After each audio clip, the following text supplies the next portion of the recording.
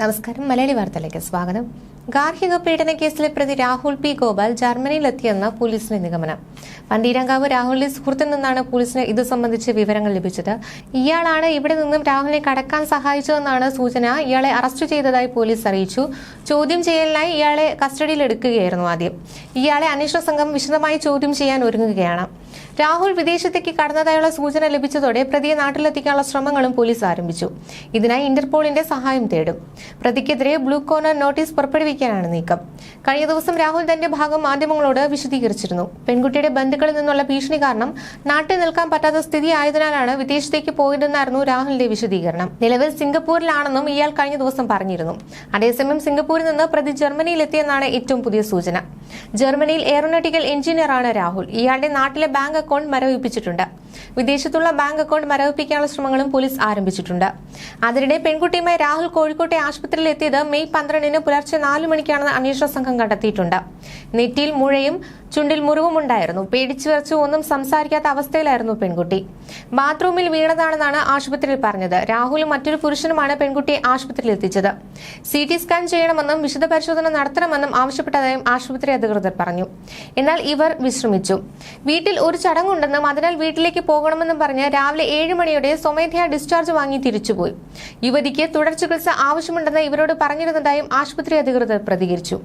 പ്രതിയുടെ അമ്മയുടെയും സഹോദരിയുടെയും മൊഴിയെടുക്കാൻ പോലീസ് വ്യാഴാഴ്ച പന്തീരങ്കാവിലെ വീട്ടിലെത്തിയെങ്കിലും വീട്ടിൽ ആരും ഉണ്ടായിരുന്നില്ല. അയൽവാസികളിൽ നിന്ന് വിവരം ശേഖരിച്ച് മടങ്ങുകയായിരുന്നു. രാഹുലിന്റെ അമ്മയ്ക്കെതിരെയും സഹോദരിക്കെതിരെയും ഗാർഹിക പീഡനത്തിനിരയായ പെൺകുട്ടി മൊഴി നൽകിയിരുന്നു. ഇതിന്റെ അടിസ്ഥാനത്തിൽ ഇരുവർക്കുമെതിരെ നോട്ടീസ് വീണ്ടും പോലീസ് ഇറക്കിയിട്ടുണ്ട്. ഇന്ന് വൈകുന്നേരം 5 മണിക്കുള്ളിൽ ഇവർ ഹാജരാകണമെന്നാണ് പോലീസ് പറയുന്നത്. വിവാഹം കഴിഞ്ഞ് വീട്ടിലെത്തിയ വധുവിനെ രാഹുൽ നിർബന്ധിച്ച് മദ്യം കുടിപ്പിച്ചതായും ഉടൻ ഛർദ്ദിച്ചതായും വധു പോലീസിന് മൊഴി നൽകി.